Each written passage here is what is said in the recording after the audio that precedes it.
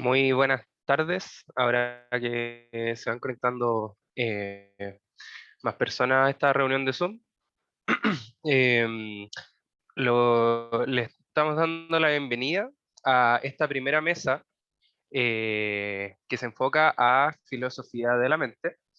Y para quienes se van uniendo, les recordamos que hoy día tenemos dos expositores. Por un lado está José Ignacio Brown y Rodrigo Silva Covarrubia.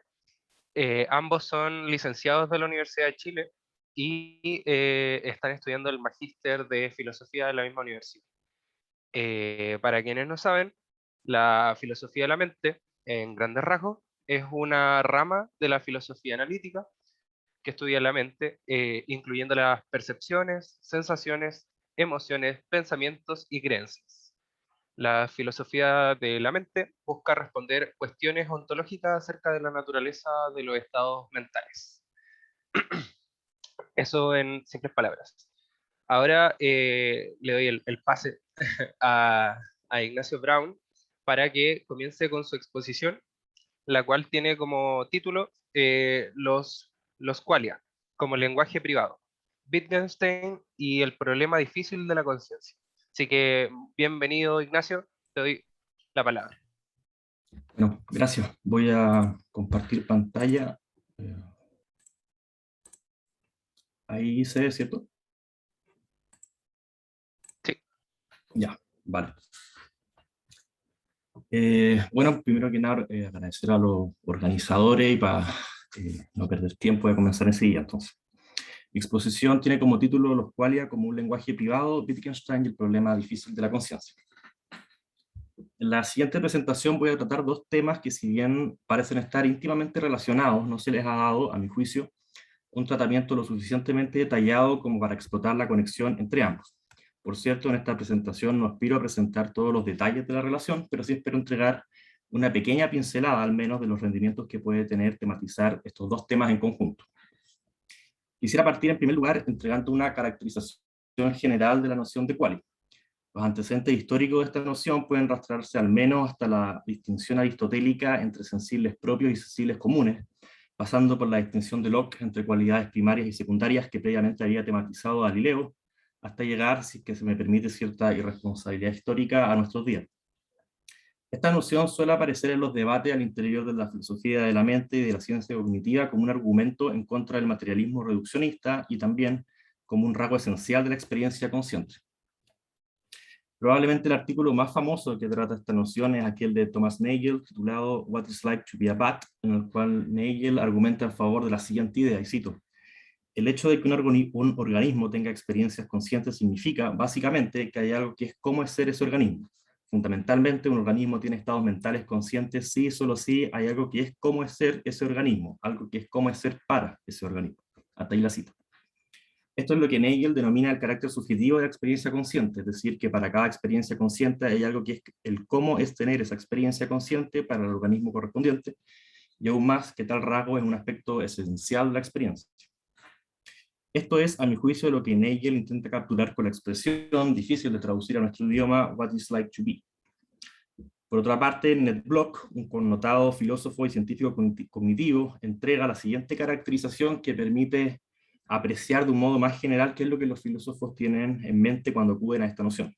Y lo cito, dice: los qualia incluyen el modo en que se siente el ver, el oír y el oler, el modo en que se siente el tener un dolor, dicho de un modo más general, el cómo es tener estados mentales. Los qualia son propiedades experienciales de las sensaciones, sentimientos, percepciones y, en mi visión, dice Bloch, también de los pensamientos y deseos. Pero así definidos, ¿quién podría negar que los qualia existen? Hasta ahí la cita. La preocupación de quienes buscan darle un lugar respetable a esta noción en la filosofía de la mente y en la ciencia cognitiva descansa en un argumento que a primera vista es del todo razonable. La experiencia consciente, suelen coincidir estos autores, es una experiencia cuya ontología es esencialmente de primera persona. El dolor, las emociones o los afectos son siempre los dolores, las emociones y los afectos de alguien, de tal manera que si desaparece esa persona u organismo, desaparecen también tal tipo de experiencias. A diferencia de las montañas, los árboles o los elementos de la tabla periódica, este tipo de experiencias no serían abordables desde el punto de vista de la tercera persona, pues, como explica el propio Nagel, Las explicaciones de tercera persona son compatibles con la ausencia del ser como que caracterizaría a la experiencia consciente. Dicho en una versión más popular del asunto, las explicaciones que adoptan el punto de vista de la tercera persona son compatibles con la posibilidad de los zombies, es decir, sistemas que se comportan tal como lo hacen los humanos, pero que carecen de toda experiencia consciente. Este tipo de argumentos ha llevado a algunos filósofos a distinguir entre dos tipos de problemas diferentes al momento de intentar explicar la conciencia. Siguiendo a David Chalmers, habría un problema fácil y un problema difícil de la conciencia, cuya formulación sintética cito a continuación. Dice Chalmers: en los últimos años, Chalmers escribía en el año 1995, aparecieron varios trabajos sobre la conciencia, por lo que podría pensarse que estamos progresando. Pero, si miramos más de cerca, la mayor parte de estos trabajos dejan sin tratar los problemas más difíciles acerca de la conciencia. Frecuentemente, esos trabajos abordan lo que podríamos denominar como los problemas fáciles de la conciencia. Cómo procesa el cerebro los estímulos ambientales, cómo integra la información, cómo producimos informes sobre nuestros estados internos. Estas son preguntas importantes, pero responderlas no significa resolver el problema difícil. ¿Por qué todo este procesamiento está acompañado por una vida interna que experimentamos? A veces se ignora por completo esta pregunta, a veces se la posterga para algún momento futuro y a veces simplemente se la declara resuelta. Pero en cada caso nos queda la sensación de que el problema central sigue siendo tan enigmático como siempre. Hasta ahí la cita de Chalmers. Para este autor y quienes lo siguen en esta distinción, explicar cómo es posible la experiencia consciente es, eo ipso, explicar el misterio de la conciencia. Aquí vemos entonces cómo es que la discusión en torno a los qualia y a la conciencia está íntimamente relacionada, en tanto explicar a los primeros es explicar a su vez a la conciencia. Desde ya cabe mencionar algunas confusiones. En primer lugar, no es correcto que toda experiencia consciente esté acompañada de un ser como. Resolver un problema matemático puede estar acompañado de alegría o emoción, pero no necesariamente. Los dolores, en cambio, sí parecen estar necesariamente conectados con un ser como, a saber, el ser más o menos desagradables. En segundo lugar, no es posible individuar experiencias conscientes bajo la descripción ser como. Una experiencia puede ser agradable o desagradable, puede ser placentera o dolorosa, pero no hay experiencias que sean individuadas a partir de una propiedad que quepa caracterizar bajo el rótulo de ser como para el organismo respectivo. Este tipo de confusiones que quisiera sugerir en lo que sigue son consecuencias de un error más profundo, a saber, la idea de que estas experiencias conscientes son incomunicables e indescriptibles. Antes de pasar a este punto, quisiera reconocer que no estoy del todo seguro de que Nagel o Chalmers aceptarían esta descripción, pero sí creo que buena parte de sus confusas observaciones descansan, de manera algo solapada, en una comprensión de los qualia como un lenguaje privado, asunto del que me ocuparé en lo que resta de mi exposición. Como decía los autores recién citados, el carácter indescriptible e incomunicable no es del todo transparente, pero sí suele estar explicitado por razones que valdría la pena investigar en el caso de los científicos cognitivos, biólogos y neurocientíficos que se aproximan al problema de la conciencia. Gerald Edelman, un connotado biólogo, afirmaba lo siguiente, y lo cito: lo que es directamente experimentado como qualia por un individuo no puede ser completamente compartido por otro individuo observador. Un individuo puede reportar su experiencia a un observador, pero ese reporte debe ser siempre parcial, impreciso y relativo a su propio contexto personal. Los individuos pueden tener sus propias teorías privadas acerca de la totalidad de sus experiencias conscientes individuales, pero estas jamás pueden ser teorías científicas. Ellos así, puesto que otros observadores no tienen controles experimentales adecuados para que estén disponibles. Hasta ahí la cita. Ideas similares han sido defendidas por científicos como Francis Crick o filósofos como Frege, para que las representaciones que nos hacemos del mundo son siempre subjetivas y, en estricto rigor, incomunicables. Esta manera de concebir la experiencia consciente como teniendo, en un cierto respecto, un carácter subjetivo, indescriptible e incomunicable, permite conectar estas aproximaciones con aquellos pasajes de las investigaciones filosóficas de Wittgenstein que la literatura secundaria ha denominado argumento del lenguaje privado.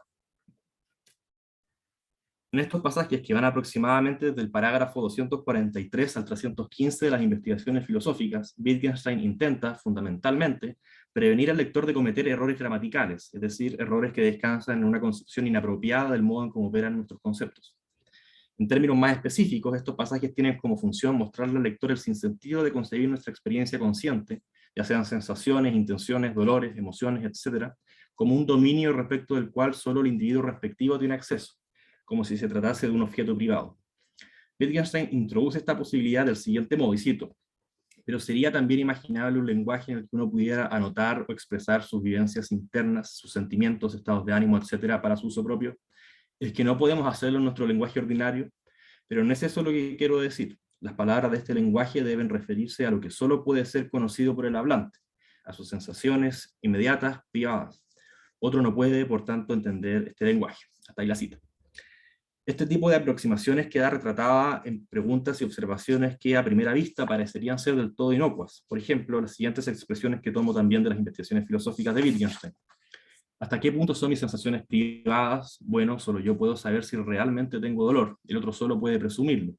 O otro no puede tener mis dolores, o solo tú puedes saber si tuviste la intención.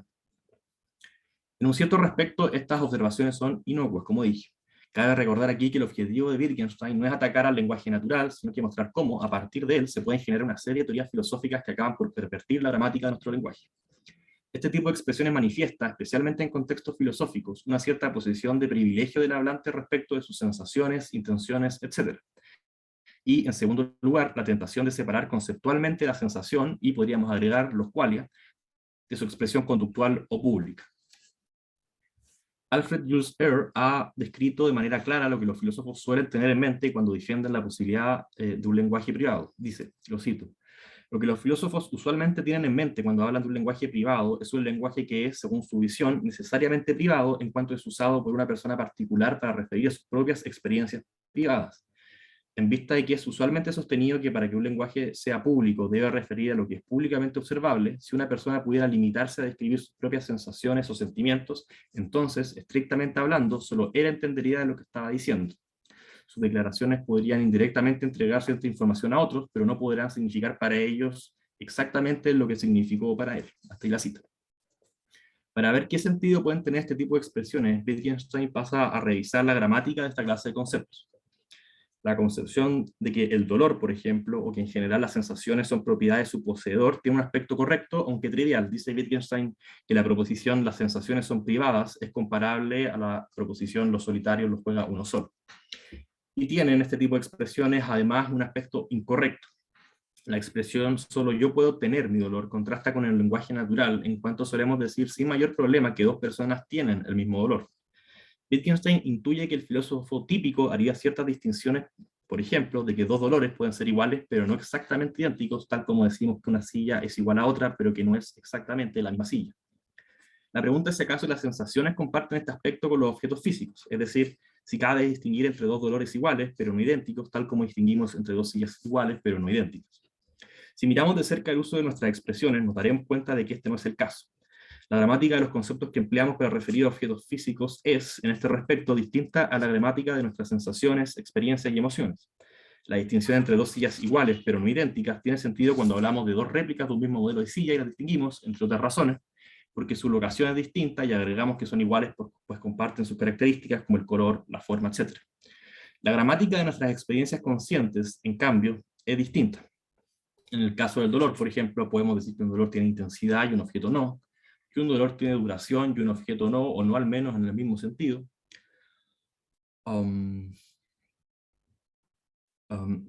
Podemos decir también que si dejo de tener un dolor, este simplemente desaparece, lo que no ocurre con los objetos que abandono, etc. En consecuencia, tener un dolor no es análogo a tener una cierta relación de propiedad con un objeto, porque, aunque suene trivial, un dolor no es un objeto. De ahí la exclamación de Wittgenstein unos parágrafos más adelante: no es un algo, pero tampoco es una nada. El dolor no es un algo si entendemos un algo como un objeto, pero tampoco es una nada, pues es una sensación tan real como cualquier otra.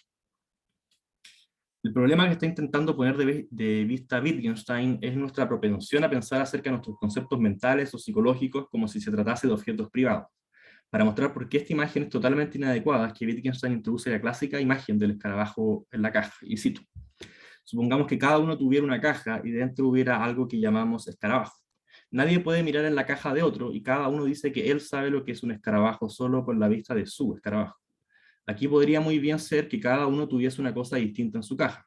Sí, se podría imaginar que una cosa así cambiase continuamente. Pero, ¿y si ahora la palabra escarabajo a estas personas tuviese un uso? Entonces no sería el de la designación de una cosa.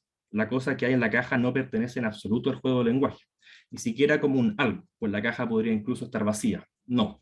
Se puede cortar por lo sano por la cosa que hay en la caja, se neutraliza, sea lo que fuere. Hasta ahí la cita. El sentido de este parágrafo consiste en mostrar que si construimos la distinción entre lo interno y lo externo, entre los qualia y su expresión conductual, podríamos agregar, como si lo primero referiese a un objeto privado, el objeto cae fuera de consideración por irrelevante. De hecho, la caja, como dice el propio Wittgenstein, podría incluso estar vacía.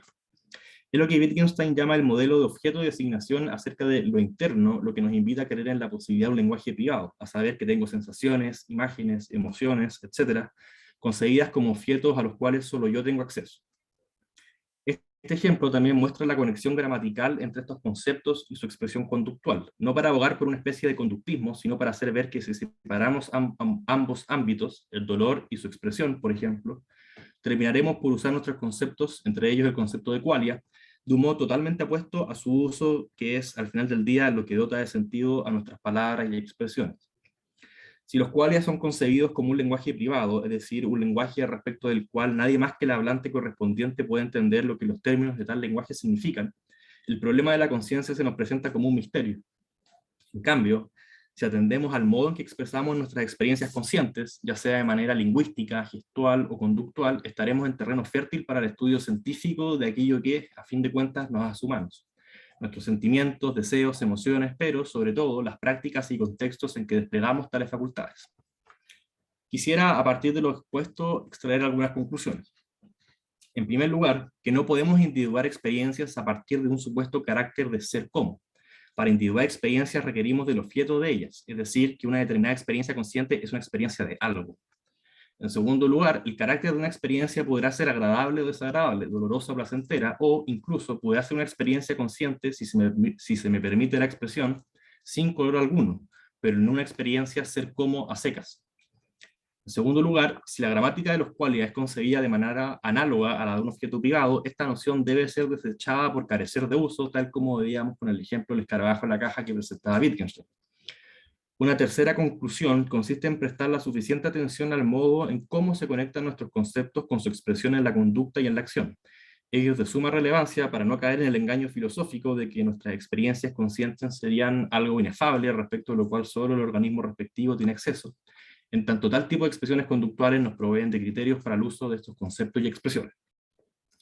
Por supuesto, estas conclusiones requieren de una elaboración mayor y de una justificación mayor, pero al menos parecen indicar un camino más auspicioso que el propuesto por autores como David Chalmers. Si concebimos a la conciencia como un misterio a partir de errores conceptuales, no hay problema difícil de la conciencia, pues no hay problema alguno. Si, en cambio, optamos por el camino más lento y engorroso de la investigación, tanto empírica como conceptual, nos percataremos que si bien estamos frente a un desafío de proporciones colosales, no hay nada que en principio se encuentre oculto. Estas son, a mi juicio, algunas de las lecciones más relevantes que podemos aprender de Wittgenstein, sin las cuales quizás la conciencia y la experiencia consciente nos seguirían pareciendo un misterio inabordable. Muchas gracias. Gracias por tu presentación, Ignacio. Ahora vamos a dar una ronda de preguntas. Así que primero, Nicolás, abre nomás el micrófono y luego Hugo Alarcón, por favor. Estaba aplaudiendo, pero de todas maneras tengo una pregunta, así que gracias por darme la palabra. Algo que claro al final es el tema de la individuación de la experiencia de ser como. Creo que se sacaba la conclusión de que si seguimos, por así decirlo, una investigación gramatical en el significado de nuestros conceptos de experiencia, no podemos empezar a hablar de nuestra experiencia como... O sea, hay una conexión conductual del comportamiento con ciertos enunciados de contexto, etcétera, etcétera. O sea, hay un montón de ahí que falta por decir, obviamente, pero la experiencia no se habla en términos de ser como. Pero mi problema con eso es que qué pasa con el factum de que hacemos literatura, hacemos poesía, y que muchas veces la grandeza, por así decirlo, de un poema o de un pedazo de literatura es precisamente de que estas cosas que en el día a día nos resulta tan complejo expresar. El poeta o el literato la expresa de una manera que nos resuena, nos dice, bueno, esta experiencia de, no sé, ser un joven universitario, no sé qué, bla, bla, y da, por así decirlo, como con la individuación de nuestra experiencia en términos literarios. Y ahí diría, bueno, ahí tenía un contraejemplo de que en realidad sí podemos hablar de ser como, ¿qué diría un Wittgensteiniano de la literatura, del rol de la literatura con respecto a la experiencia? Y eso, perdón si fue muy, no sé, enredado la forma en la que lo expresé. Pero básicamente lo que decía, no se pueden individuar la experiencia en términos de ser como, yo digo, no, la literatura se supone que hace eso, individuar la experiencia en términos de ser como. ¿Qué tiene que decir Wittgenstein o qué tiene que decir Ignacio Brown con respecto a a ese contraejemplo, como la literatura sin sentido o qué. Contesto al tiro, ¿cierto? No, yo estoy de acuerdo, digamos. No creo que Wittgenstein se opondría a la literatura. Yo pensaría que la literatura, más que un contraejemplo, es una expresión conductual más sofisticada que la mera agregación de adjetivos respecto a una experiencia, ¿no? O sea, es como la gracia de la literatura, que puede ser más profunda al momento de caracterizar experiencias. Pero la literatura no se vale del mero ser como. Hay, qué sé yo, adjetivos, hay narración, hay muchos elementos que en el fondo permiten conectar las experiencias conscientes, los cuales en un sentido que yo sí encuentro que es razonable, con una expresión literaria. Así que yo al menos no lo vería como un contraejemplo, ¿no? Aquí mi punto no es criticar la noción de ser como bajo todo evento, ¿no? Hay experiencias que son como en el sentido de ser agradables o desagradables, por ejemplo. Lo que yo intento criticar es básicamente la idea de que uno puede individuar experiencias a partir del carácter de ser como a secas y que ese carácter sería indescriptible e incomunicable. Así que eso diría. Bien, ahora seguía Rodrigo Silva. Primero, felicitaciones a Ignacio, muy buena, muy clara la presentación. Y quería detenerme en el ejemplo del escarabajo, que es sumamente interesante porque mucha gente lo lee como a Wittgenstein proponiendo un conductismo. Yo al menos yo lo leo como simplemente está criticando la visión dualista, o como lo expresaste tú, esta visión del interno contra el externo, eh, y el sinsentido que implica una visión de la mente de esa manera. Quería preguntarte más que nada si eh, si hay más implicancia en esta lectura del ejemplo del escarabajo o el experimento del escarabajo de, de Wittgenstein, en este sentido. Porque al menos yo no veo, me refiero como si es que da más luz de si puede haber una teoría de la mente en Wittgenstein. Al menos para mí no hay. Pero quería saber si tu postura al respecto. Sí, claro, yo también estoy de acuerdo que no es un conductismo, pero eso creo que tomaría más tiempo de explicar. Yo creo que una de las conclusiones importantes, aunque no la nombré en la presentación, es una oposición a todo reduccionismo neuronal, ¿no? Que hoy día es muy común en neurociencia cognitiva, ¿no? Es decir, cuando intentamos explicar nuestras facultades mentales, intentar reducirlas a neuronal, lo que estamos haciendo es privarle de todo criterio conductual a esas mismas expresiones, ¿no? Es decir, si intentamos explicar, qué sé yo, el dolor a partir de un cierto estado neuronal en que se encuentra ese organismo, lo que estamos haciendo en el fondo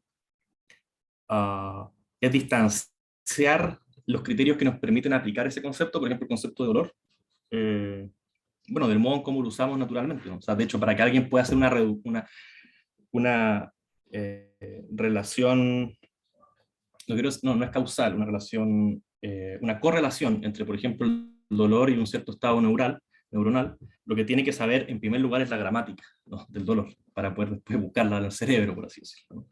Entonces yo diría que una consecuencia que no nombré es evitar todo tipo de reduccionismo neuronal respecto de las facultades mentales, porque es otro nivel, por así decirlo, es un nivel que ya es intencional y que no es neuronal. Esa sería una consecuencia más que se me ocurre.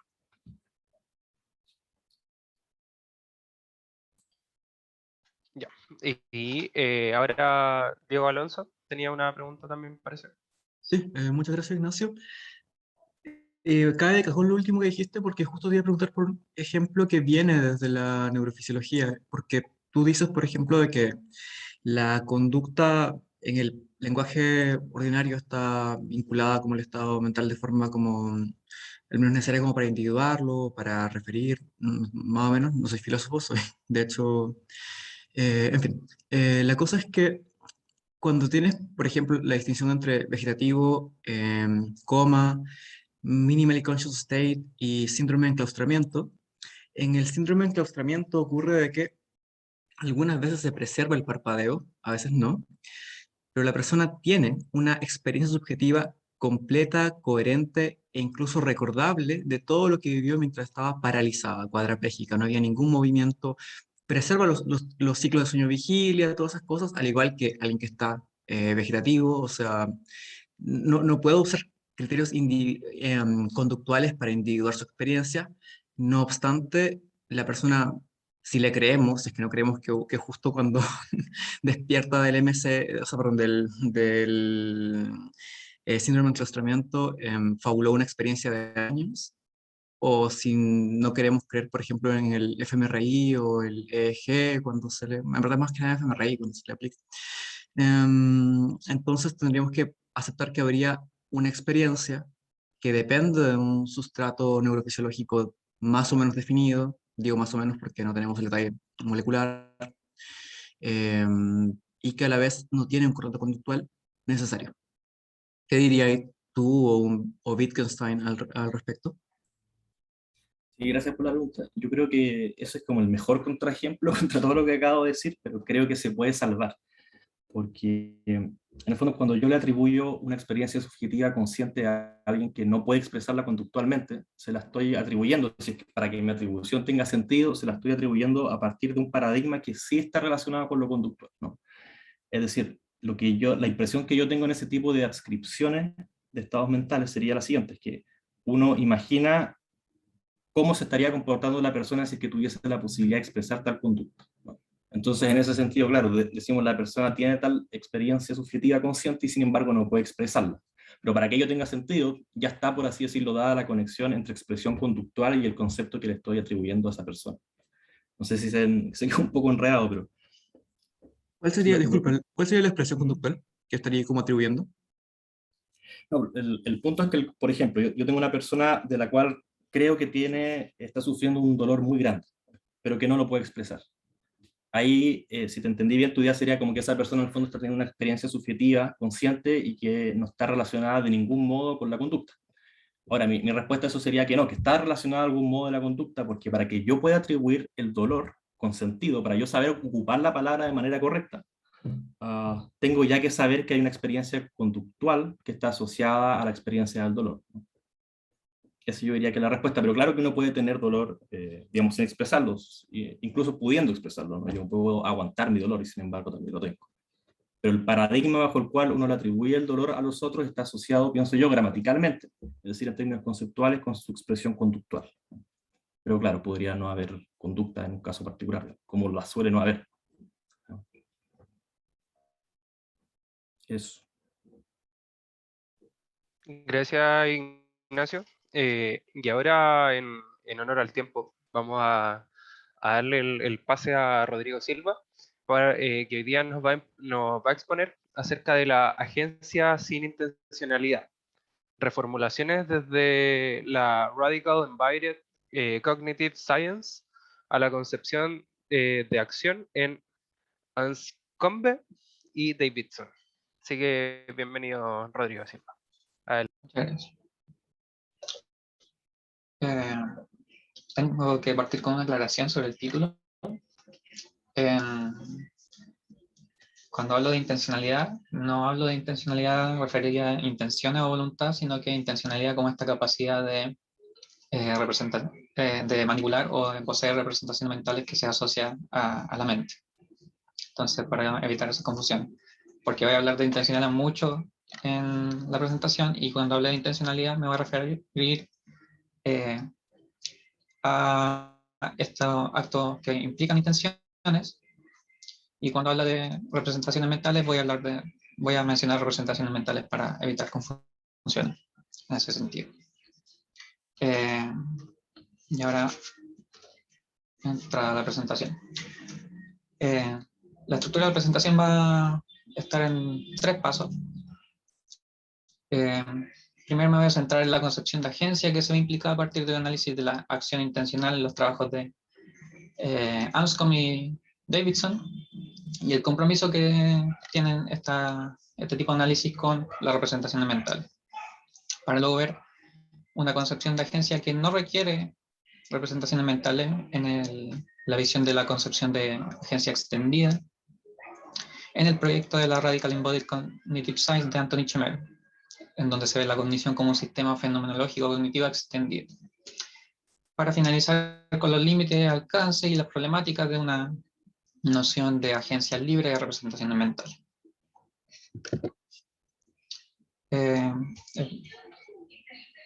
El primer paso sería ver cómo se comprende de manera estándar la acción en filosofía, donde los trabajos seminales serían los de Anscombe y Davidson.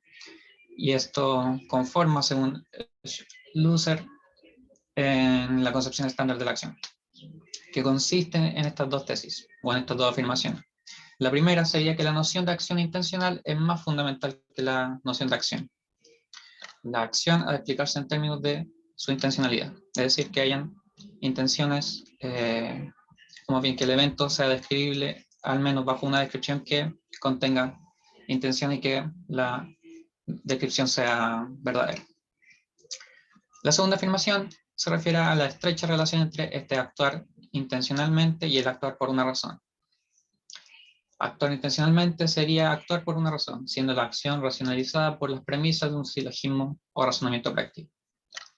La interacción de estas dos tesis es lo que me voy a centrar en esta presentación, sobre todo en esta segunda afirmación en que es necesaria algún tipo de manipulación o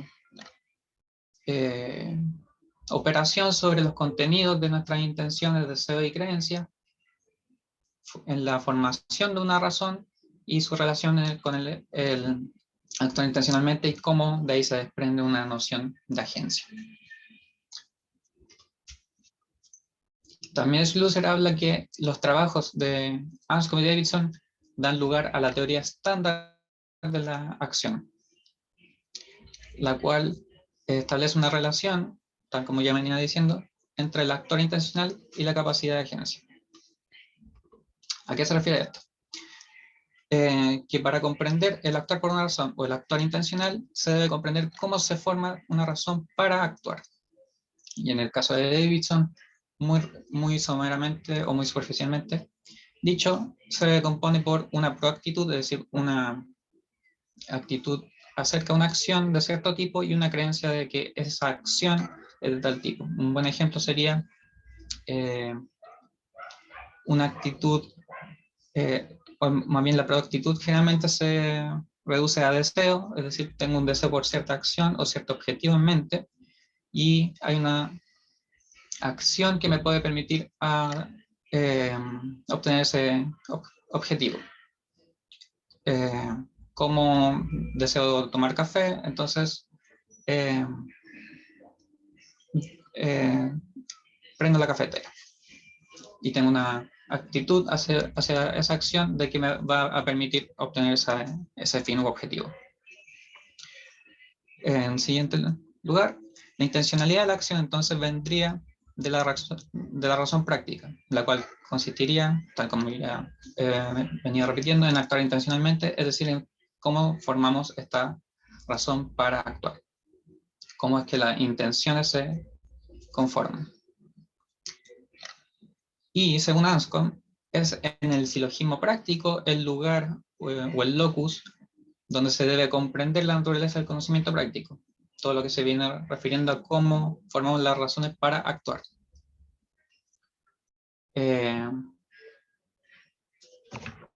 Y es en esta luz de cómo formamos las razones en el lenguaje de Davidson, las razones primarias, cómo se compara con el trasfondo de la historia del organismo que está formando, está llevando a cabo este razonamiento práctico, y qué tan coherente es esta razón con los ciertos atributos que se conocen de la gente y cómo este es mostrado como un animal racional. Y es sumamente importante esta última caracterización que hace Davidson de animal racional, que no es simplemente aplicable a todos los animales, sino que simplemente a los animales humanos. Y esto permite dar un paso desde Anscombe y Davidson a, al menos yo lo relaciono con el lenguaje del pensamiento, pero es compatible con cualquier teoría de la cognición que admita representaciones mentales. Tanto para Anscombe como para Davidson, la capacidad de actuar intencionalmente requiere el lenguaje.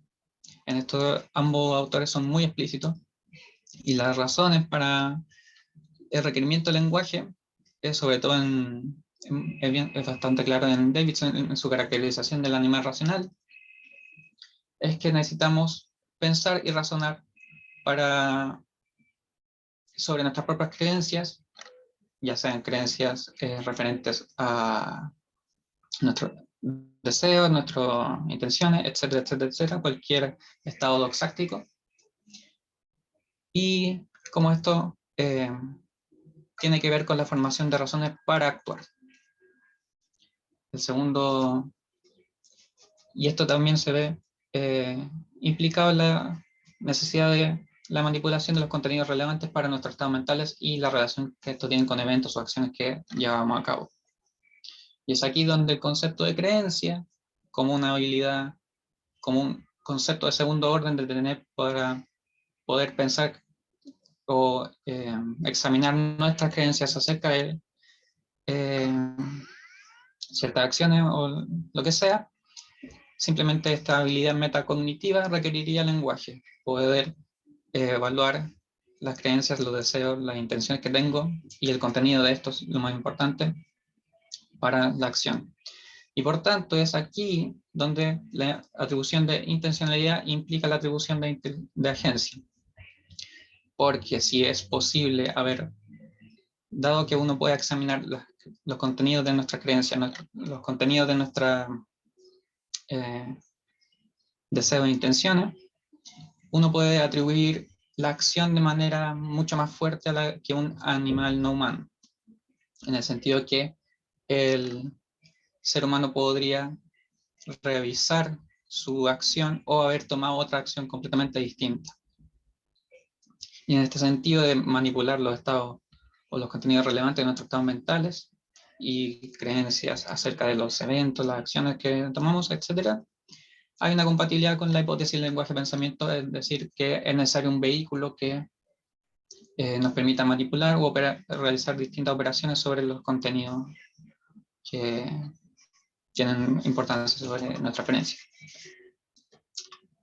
Lo cual me lleva a una postura completamente distinta, que es la de la Radical Embodied Cognitive Science de Chemero, una postura neactivista que establece un continuo entre lo vivo y la cognición, y donde principalmente se ve a los agentes cognitivos como unos sistemas fenomenológicos cognitivos extendidos, el cual consistiría en este acoplamiento de estos tres sistemas autoorganizantes. El sistema nervioso, las habilidades que serían las habilidades de acople sensorio-motor y la relación con el nicho o el ambiente que estaría conformado por las affordances, estas rasgos que no son necesariamente del ambiente, sino que son en relación del animal con el ambiente, que se refieren a posibilidades de acción, simplemente. Y como se puede ver en las flechas del diagrama, estos sistemas no se encuentran acoplados linealmente. Es decir, no es que pase del sistema nervioso a las habilidades sensorimotoras del animal y después va al nicho, sino que el nicho afecta a las habilidades del animal, la habilidad del animal afecta al sistema nervioso, el sistema nervioso afecta a la habilidad del animal, y nuestra manipulación mediante estas habilidades seleccionan o afectan también el nicho o el ambiente con el cual se interactúa.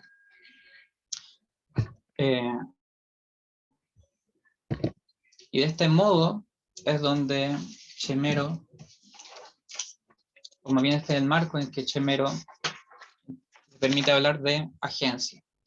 Y él trae a colación dos conceptos de la biología, la plasticidad y la robustez de los organismos. Con plasticidad se refiere a que los genotipos pueden producir distintos fenotipos dependiendo de las distintas contingencias de desarrollo y ambiente. Y la robustez, la persistencia de atributos de un organismo particular a través de cambios genéticos y ambientales. Son estas propiedades, la plasticidad y la robustez, las que implican que los procesos relativos a los organismos poseen en buena medida una autonomía. Esto permite que los sistemas puedan mantenerse en estabilidad no solo dentro de un rango de condiciones delimitadas, sino también dentro de un rango de cambios de las condiciones, teniendo la posibilidad de emplear distintos procesos de acuerdo a las condiciones del ambiente. Y el sistema, al ser el sistema fenomenológico cognitivo extendido un conjunto de parámetros que por medio de los componentes del cerebro, el cuerpo y el nicho busca mantenerse a sí mismo, esta mantención consiste en el mantenimiento de las relaciones de propiedad entre nicho, habilidades y sistema nervioso para la persistencia del sistema a lo largo del tiempo. Y es en este marco donde los agentes ya no son simplemente vistos como una secuencia de estados conscientes de toma de decisiones. Las acciones son procesos extendidos en el espacio y tiempo, incluyendo distintos aspectos del entorno, siendo las intenciones, las creencias y los deseos los que actúan como constreñimientos sensibles al contexto, imitando el accionar del sistema con tal que se produzca cierta acción. Y ahora uno se preguntaría, ya, pero ¿por qué las intenciones, las creencias y los deseos no son representaciones? ¿Por qué no es necesario que planteemos representación en este contexto? La respuesta para Chemero es que este sistema no es descomponible en subsistemas para explicar la cognición. Es la interacción entre el animal y el ambiente que da lugar no solamente a la posibilidad de acción que se ven en vista de las habilidades que posee el animal y las posibilidades que da el ambiente, sino que al ser una acción tan acoplada, la de los distintos sistemas que lo componen, no es necesario que la información sea representada en alguno de los subsistemas, porque no hay subsistemas, es una propiedad del sistema en su totalidad. Y en ese sentido la agencia, la intencionalidad se vuelve extendida.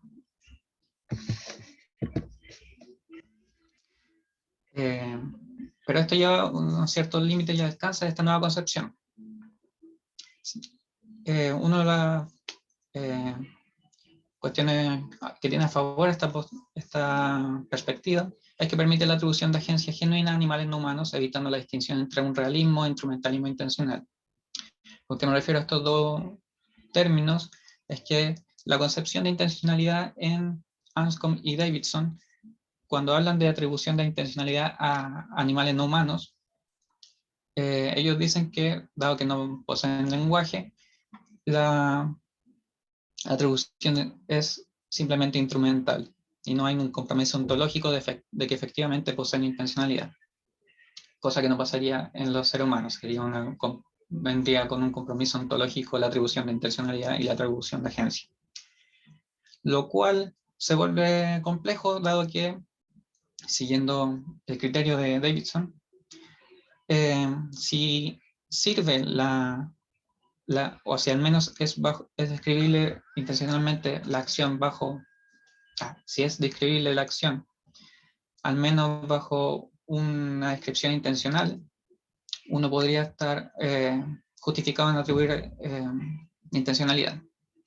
Y ahí hay un problema de si es que funciona la aplicación porque simplemente sería instrumentalista en animales no humanos y en seres humanos sí sería realista, etcétera, etcétera. Otro problema que viene a darse simplemente en la concepción de agencia extendida sería qué pasa con la agencia mental, la agencia de nuestros propios pensamientos. Al menos parecía reducirse, o más bien explicarse por la relación o más bien la presencia de la propiedad en el sistema como un todo, más que en el individuo o el organismo en cuestión. Lo cual no queda muy claro, al menos, por lo menos esta es una primera aproximación en mi trabajo, entonces no me queda muy claro qué pasaría con este tipo de agencia. Sin embargo, dado que este sistema tiene relaciones, o más bien sus límites no son tan determinados, nos permite dar cuenta de la agencia colectiva sin tener que reducirla de individual o ver cómo la intencionalidad colectiva se relaciona con la intencionalidad individual para dar una cuenta de una explicación de una acción social o una acción en conjunto, lo cual sería beneficioso para aplicaciones en ciencias sociales, dado que los límites de este sistema cognitivo extendido son difusos y son ampliables, puede incluir a otras personas de buena manera, al menos en el concepto de affordances. Sin embargo, dado que el concepto de intención ahora es una propiedad del sistema en general, el concepto, a mi parecer, se vuelve un poco más oscuro, porque generalmente se atribuye intenciones a una persona, no es que una atribución a la persona en relación a su ambiente. Aunque obviamente tiene sentido situarlo en algún contexto, generalmente se sigue un modelo más individualista de la intención en ese respecto. Y para finalizar, para dar cuenta de uno de los puntos anteriores, o reforzarlo más que nada, uno podría extrapolar la noción de affordances o posibilidad de acción a un ámbito social, tal como señalé en el último punto. Y en esto me baso en un trabajo de un filósofo brasileño, Eros Carvalho, que él, al reconocer que la relación entre affordances o posibilidades de acción y las posibles manifestaciones de las habilidades del animal, con esta relación de mantener el sistema perdurando en relación con la supervivencia y el florecimiento del organismo, él establece dos direcciones que puede tomar esto, tal como en línea con Chemero. Tanto el organismo, una dirección de organismo-ambiente, o tomando el vocabulario de ser, de mente-mundo, y viceversa, ambiente-organismo. Y en ese sentido, la intencionalidad simplemente sería el ajuste del organismo a su ambiente, manteniendo cierta, como la finalidad del organismo es la supervivencia y su florecimiento. La mayoría de las intenciones van a servir como marcos o normas para la acción en finalidad de ese objetivo. Y sin embargo, y ahora esto es la cuestión de lo social, dado que las posibilidades de acción se refieren no se restringen simplemente a lo físico, también pueden tener un correlato social, es decir, que posibilidades de acción nos ofrecen otras personas en cierto contexto de prácticas sociales para ciertas acciones en conjunto, etcétera, y qué pasaría con la agencia extendida en ese sentido. Pero como veo que estoy en el tiempo, lo voy a dejar hasta ahí y cualquier duda en las preguntas. Muchas gracias, Rodrigo. Ahora vamos a dar paso a una pequeña ronda de preguntas. Diego, creo que pediste la mano. Adelante. Muchas gracias. Interesante, Rodrigo. Bacán. Tengo una duda como en la diapo anterior cuando tú dijiste como ya, entiendo la arbitrariedad de que la atribución de intencionalidad a animales no humanos sea instrumental, pero seamos realistas cuando le atribuimos solo a nuestra especie, que haya compromiso ontológico, como un poco arbitrario. Y tú dijiste como ya, pero con esta versión como que toma Hachimero, podemos como ser simplemente realistas de todo.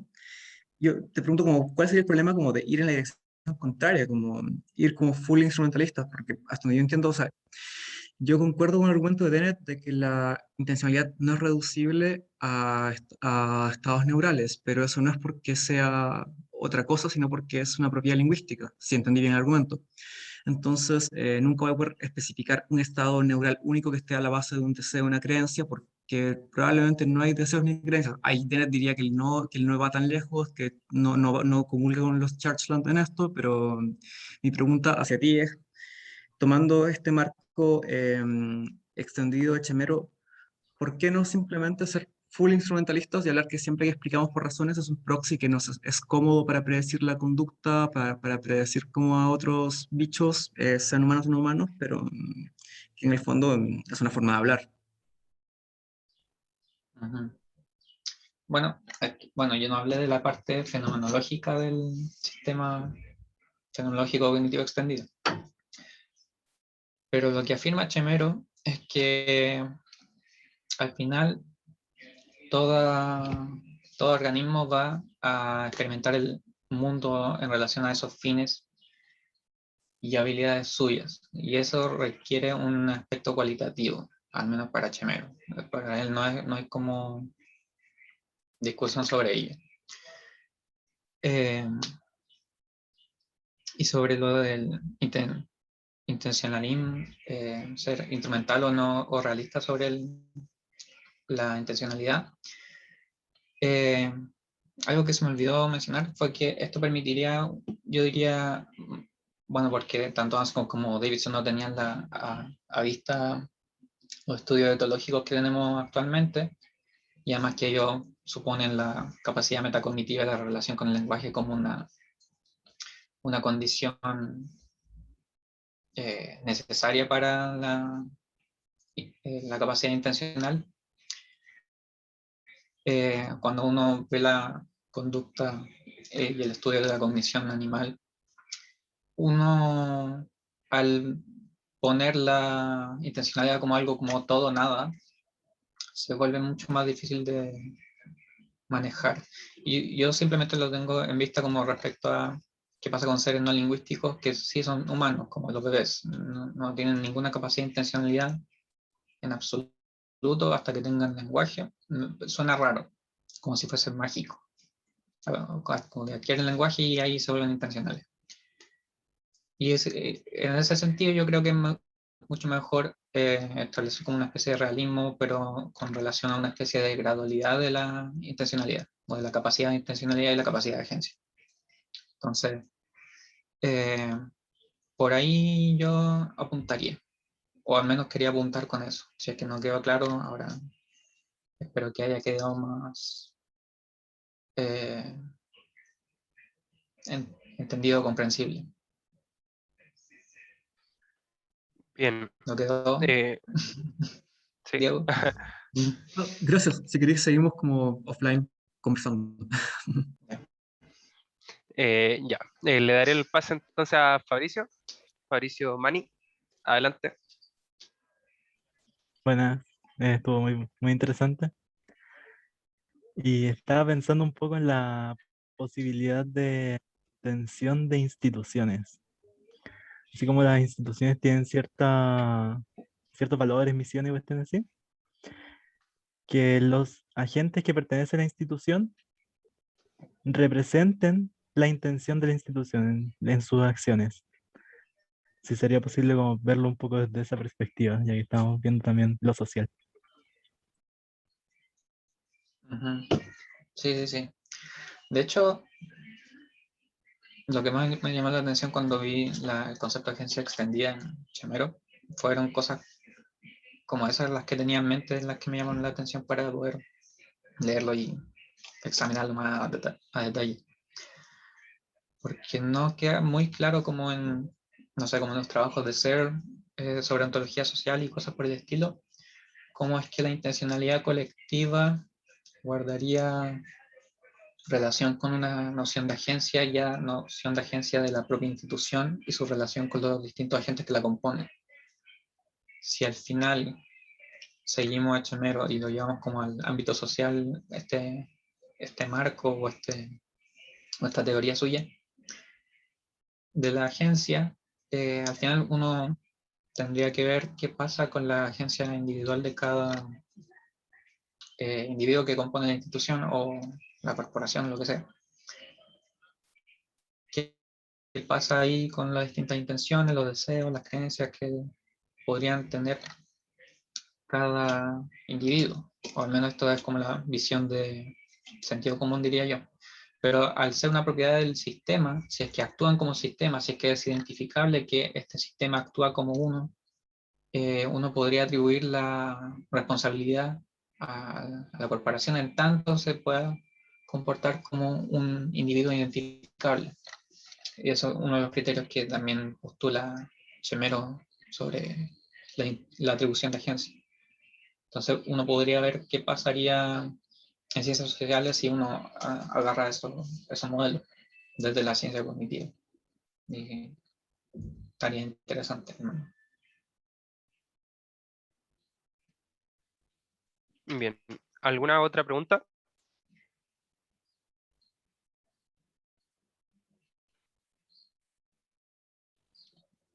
Al parecer no. Pero muchas gracias, Ignacio, Rodrigo. Muy buenas las ponencias. Y, y nada, ahora los dejamos invitados para que se queden conectados para la siguiente mesa. Y nada, recuerden que esta semana vamos a tener una jornada de varias ponencias y que va a estar bien interesante. Así que quédense conectados y atentos a los canales de comunicación que tenemos de la Sociedad de Filosofía. Así que muchas gracias, Ignacio, Rodrigo, y nos vemos pronto. Muchas gracias por su participación. Gracias a ustedes también. Gracias.